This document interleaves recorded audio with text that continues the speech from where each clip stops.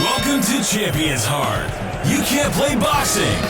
Featuring boxing addict Johnny Farace and friends from superfans to superstars. Hey, boxing fans, welcome back. You can't play boxing by ChampionsHeart. I'm Johnny Farace, and I'm joined by former champion Alfonso the Executioner Gomez. What's up, buddy? How you doing? Hello, everybody in the studio. Thank you. Hold your applause, please. Hold your applause. Right on, right on. How are you and everyone over in California during COVID? What's going on with you, my friend? Everything is good over here. Freaking hot, that's for sure. Mm-hmm. But in terms of the whole COVID, everything happening, well, I think the whole world is going through this. It's a matter of perspective. It really is, just like boxing, right? Like when you get in the ring, you just got to adjust to what's in front of you and make best of what you have that's in front of you, right? That's right. Also, the judges, you know, some judges see one thing, other judges see another thing. It's a matter of perspective. Yes, it is a matter of perspective. Yes, sir. Hey, so I'm sure you watched some of the boxing that's been going on. Top Rank's done a hell of a job getting some boxing out there, in the bubble in Las Vegas. What's your take so far on the boxing in the COVID era? It's good. I think the sport is evolving. In my opinion, it's evolving a little too slow, but it's getting there. You know, Top Rank has put on some good shows. UFC started doing it, so boxing trying to catch up to UFC in regards to putting up fights without people in it, without crowds. But this is a new norm. I mean, I think that the majority of people, including boxing promoters and matchmakers, everybody, even boxers, they're waiting for things to come back to normal. And that waiting that is going to cause them to lose a lot. I think if you look at it, there's a new norm. There's the way things are being done now. You just got to adjust quickly, and I think you can be on top of that wave of the new world that's coming. I agree, and I think that Top Rank, in my opinion, so far as a promotional company, kind of has the lead in doing that so far, because they jumped right out in front. They got those shows going. Matchroom followed behind. They have Fight Camp now going on, in the UK. It's really good to keep their boxers going and moving along. Like you said, it's a new era. We're moving along.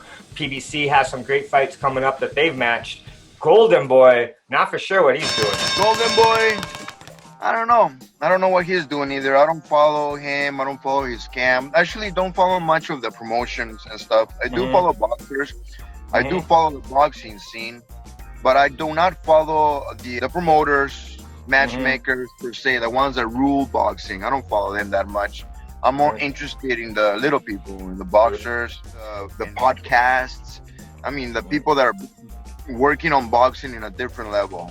Right on. Well, let's talk about the boxers. Let's stack up your old division, welterweights. Who's at the top of the welterweight list for you right now? Errol Spence, Terrence Crawford. Don't know if that fight will ever be made, but who is at the top of your 147 list? I think those two that you mentioned, Errol Spence and Crawford, they both have shown tremendous abilities in their boxing.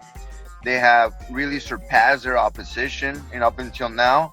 But between those two, for some, in my mind, Crawford has a little more pedigree, has more background in terms of the opposition he's faced than Errol Spence. And if they do fight, it'll be an interesting fight because, Spence just came out of a huge accident. I really don't know how big it was. I mean, we the media, they always exaggerate everything. But, from the pictures we saw and everything, it seemed like it was a pretty brutal accident. And for him to come back right away to fight someone like Crawford, one, speaks either he got hit too hard on that crash, or two, he is a real deal. So we will see. Yeah, we'll wait to see. I think it'll be a great technical fight. I think I'm with you. I think Bud has a bit of the edge, not only in pedigree, but I think he has a little more dog in this fight. Yeah, he does. And also he has a great style. I think it'll be a great matchup, actually. But I do see Crawford winning that one, too. And I hope they can make that, man. I know we were talking about the promotional companies, and it seems a lot of times it seems like every time promotional companies kind of dictate whether or not these fight gets made.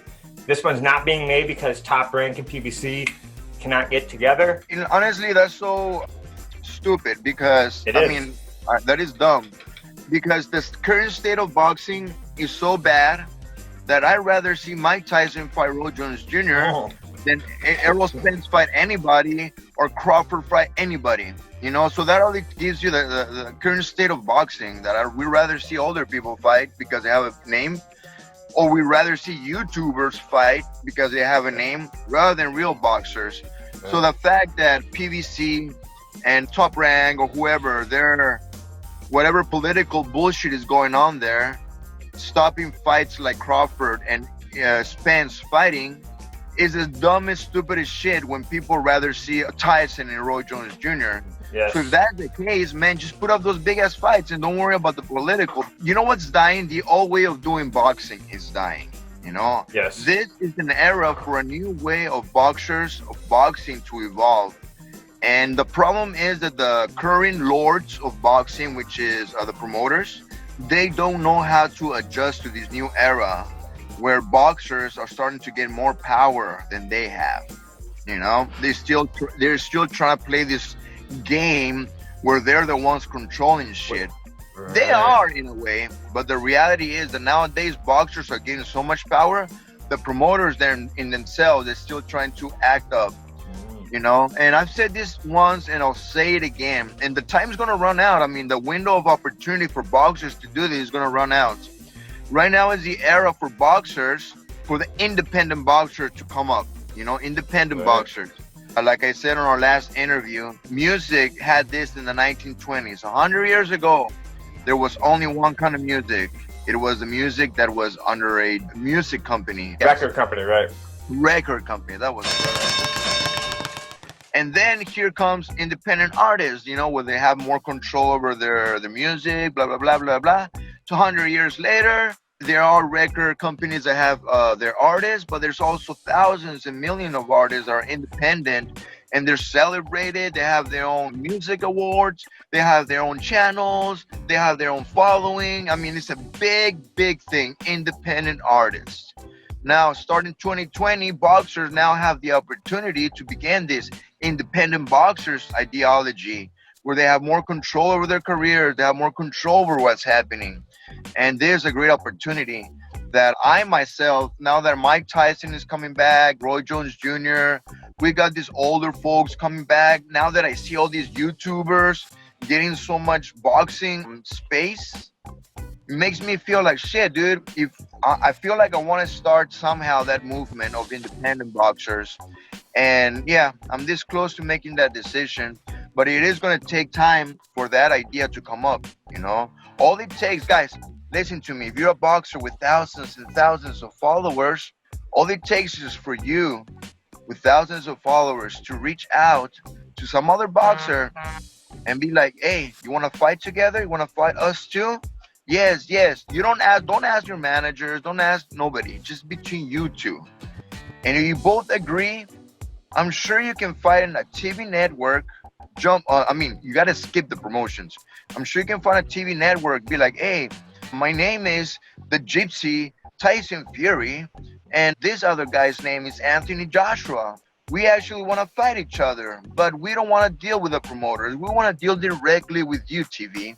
Any television company will be like, fuck yeah, we'll deal with you guys. And then us, we hire the promotional company that we feel will be the best for these type of fights, you know? Switch up the game. And that's my idea right now. That's what I'm thinking about when it comes to independent artists, where the TV comes first, obviously, because they're the ones putting in the money. But under them, it's not the promotion, it's the boxers, you know? And then the boxers, and then they decide what a promotion company to hire for such an event. I mean, if the fight's going to be in the United States in Los Angeles, hey, let's get Golden Boy, right? If the fight's going to be in Asia, hey, let's get Honda, the promotion. If the fight's going to be in the UK, let's get Matchroom, blah, blah, blah, whatever it is. Right. That should be the way things play out. And I believe in the next 5 years, things are going to shift that way. Interesting. Give the boxers and the fighters back their control to do what they want to do and not have to wait on the sidelines or what everything else they're doing when they're part of a stable. Exactly. But with that token also requires a lot of responsibility from the boxer. Unfortunately, boxers, have this idea that all they have to do is train and everybody takes care of their shit, you know? Right. And if a boxer really wants to get ahead in life in terms of this new era, maybe independent boxer idea, they really have to take into account the responsibility that they have ahead of them. They need to take some business classes. They need to take some negotiation classes. They need to know who to hire and how to hire them. They have to take real control of their shit, but that also requires a lot of commitment to that. Yep. Don't just be like, okay, you know, be like smart about it.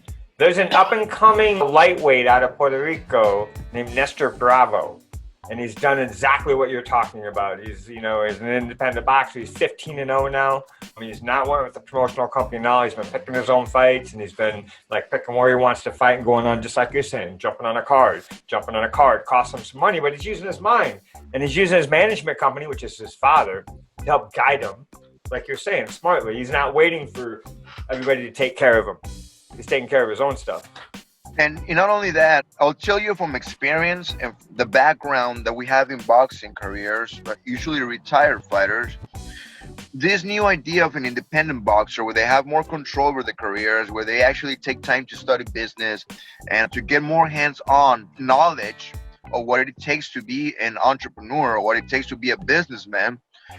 This is going to help a boxer after he retires to prolong his career, to prolong his money, to save his shit. You know, this fucking idea that a boxer only has to train and everybody takes care of this shit it's a horrible system to fall into, because you are going to retire at one point and then you're not going to know what to do. You're still going to wait for people to do shit for you, you know? That's why we have so many retired fighters that end up on the streets, that end up having to sell their homes. Like, fuck that, you know? I'm sorry for my language, but it angers me to know that there's so many... I mean, I'm an adult now, and I see it now. When I was a kid coming up, I didn't see shit.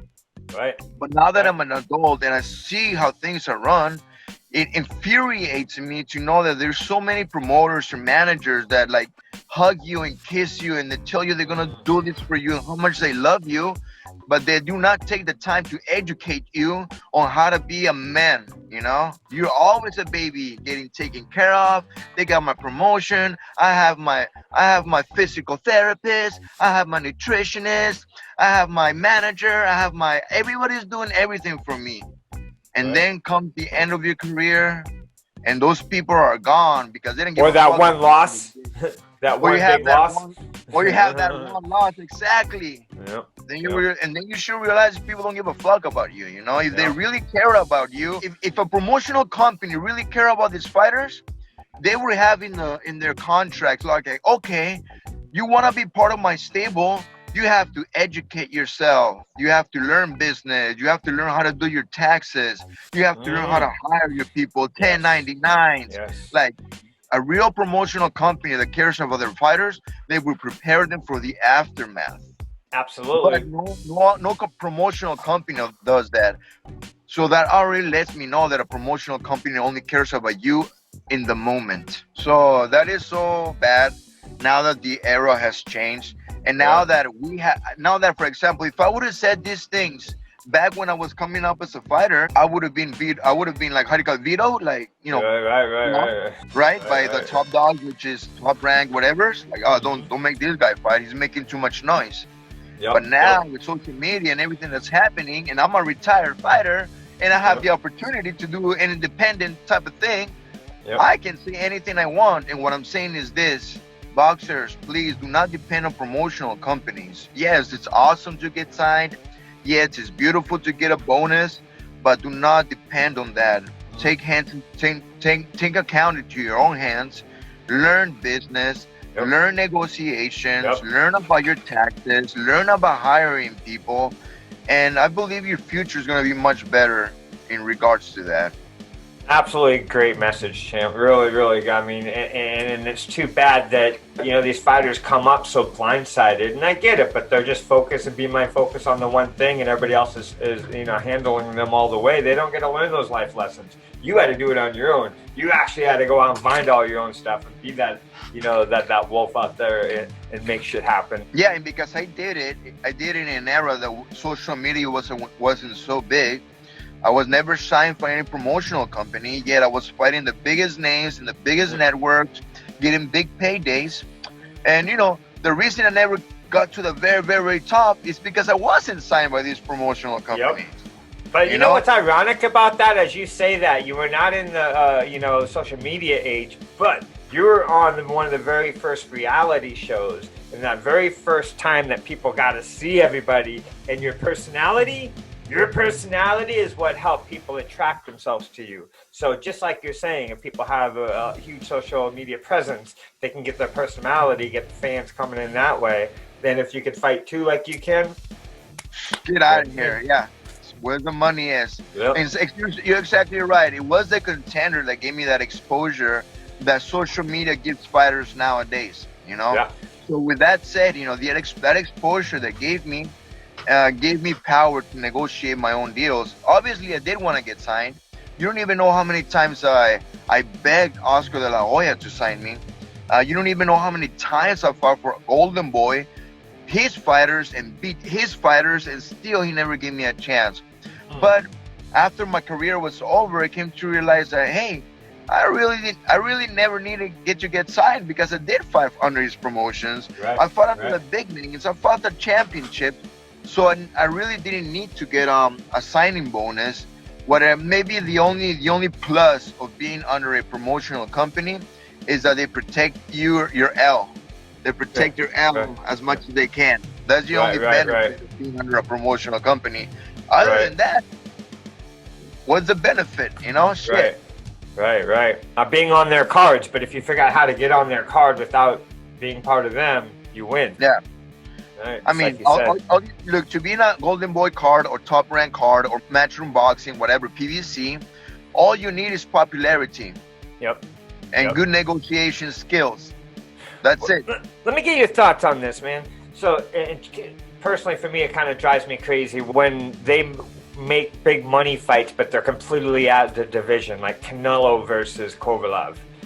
That divisionally, that fight made no sense whatsoever, but they made it because it was a huge money fight, and I kind of get that. But what are your thoughts on that? For me, I feel like it's such a waste of time of both people's careers. Everybody, I mean, go ahead, Champ. Well, for Canelo, it's like a history. He added another big achievement to his career. It's cherry picked, though, wouldn't you say? Well, at the end of the day, people don't look at that. People are going to look at the track record. All they're going to see is the names. Right now, we see it as cherry picking, especially us because we know about boxing, but the general public, maybe in 5 years, the ones that are 13, 12 years old, now they're 18, they're going to look at Canelo and they're going to see basically what they're planting, a big record, achievements, this, 5 that. division world champion or whatever, right? They're not going to remember cherry picking. They're not going to remember who this guy was. They're just going to see the numbers and the paper, and that means a lot. Right. I actually read a headline that said that Canelo versus Oscar de la Hoya possible for 2021. Hey, that's money right there. Yeah, that's what I'm going to say, right? That's a lot of money right there, but that's going to be weird because I know De La Hoya don't want to hit him, and I know Canelo don't want to hit him either. So, Canelo's going to be like, speaking of which.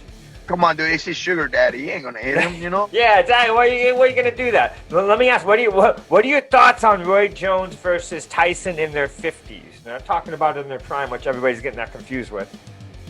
I think it's an awesome business move for both of them. And I think especially for Mike Tyson, it's a great business move. I think it's kind of dangerous for Roy Jones Jr. because he was so elusive. He was so good and defensively during his whole career that he never got hit. However, the only 2 times he got hit, he got knocked out like cold. You know what? Was it Tarver? I think it was one of them. Antonio Tarver and Glenn Johnson. Yeah, Glenn Johnson. He got cold, knocked out. And that only lets you know, like, holy crap, he never been hit before. The only times he got hit, he got knocked out cold. Yeah. Now you're going to face Mike Tyson? It's like mathematics. I always look at life mathematically. I always look at life like equations. And this equation is not good, at least for Roy Jones Jr. However, when it comes to business, it's a great move. And now that for example, Joe Rogan got signed by Spotify, right? Now podcast is on another level when it comes to podcasts, thanks to this Spotify signature. Also, Michelle Obama got a new podcast on Spotify, right? So they're growing. Spotify is growing up great podcasting. Mike Tyson has a podcast, you know. So this fight, I believe, is going to help him a lot. Be another one of those podcast signees by Spotify for millions and millions of dollars. So, like I said, it's a great business move. I like it. I like it a lot.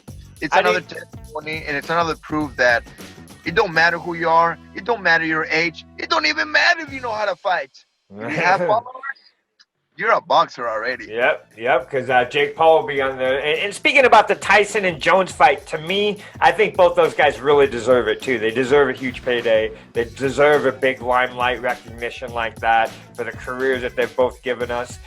You know, and much like you said, too, looking at them both where they're at right now, Tyson versus Roy Jones Jr., he fought late into his 40s, and he was looking like pedestrian at best, with all due respect. He was not looking great when he was fighting in his 40s, so I can't see him coming back in his 50s and getting out of the way of Tyson. Hopefully they can play boxing a little bit, which you can't do. So hopefully, you know, I don't want him to get hurt. Yeah, I don't think Tyson knows how to play boxing, you know? I was just going to say, I would never play boxing with Tyson. I don't think he knows how to do that.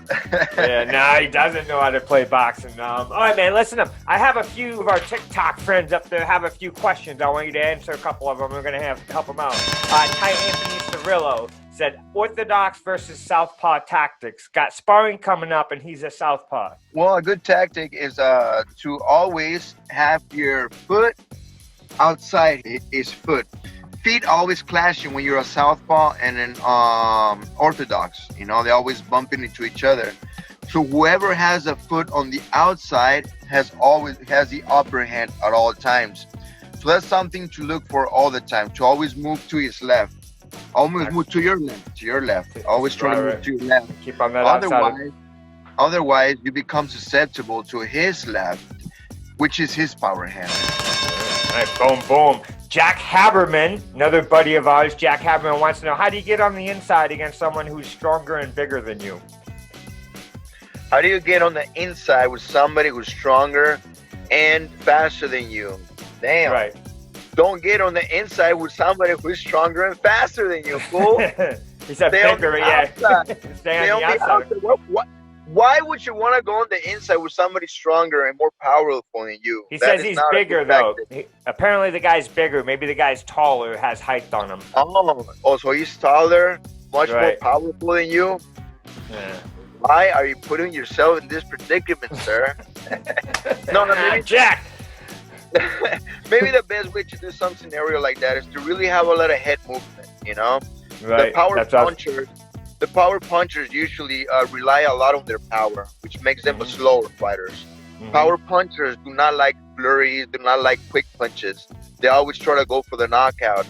So having a good mobility on your in and outs, on the side, going around him, pushing him, pulling him, playing tactics like that will give you a lot of benefit, because like I said, fighters that have a lot of power usually do not have a lot of speed. Unless you're Manny Pacquiao, then you're fucked. You know, don't go. Have you ever sparred Manny? I never had the opportunity to spar Manny Pacquiao. I spar De La Hoya. I spar Miguel Cotto. I spar a lot of great champions, but never had the opportunity to spar Manny. Nice. Who's your most memorable sparring? All of them. I mean, De La Hoya was good sparring him when I was younger. You know, I bet that was cool. I always put my hands on him. Miguel Cotto too.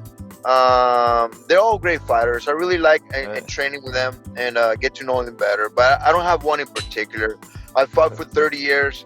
Everybody in the game, all ages, all sizes. That they're all awesome in their way, because they all made me who I am today in terms of boxing. Beautiful. And you're a good dude too. Wait, when you sparred Cotto, then when you went to fight him, was there any translation there? Actually, I fought him. He beat me. And what was it, 2008, 9, whatever, sometime around there.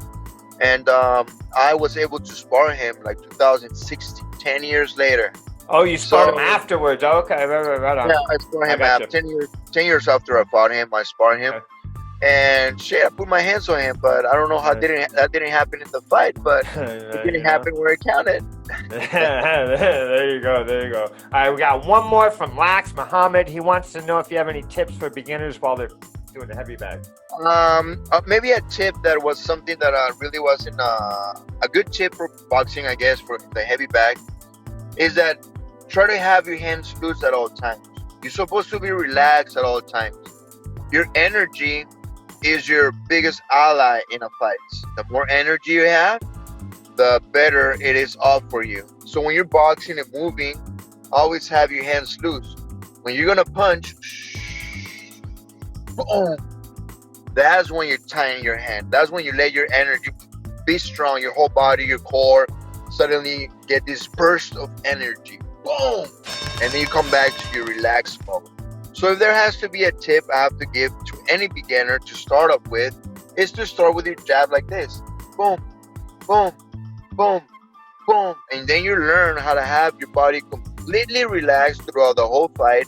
And the only time you spend energy at really getting the power and the speed is when you're gonna punch. Nice. I love it. Love it. All right, my man. Always good chatting with you, brother. We'll catch up again soon, my man. Anything else, besides the One Healthy Athlete, which we'll pump out? I have your web below you there, so everyone's seen that. Anything else you want to spit out? Let everybody else know where to get a hold of you.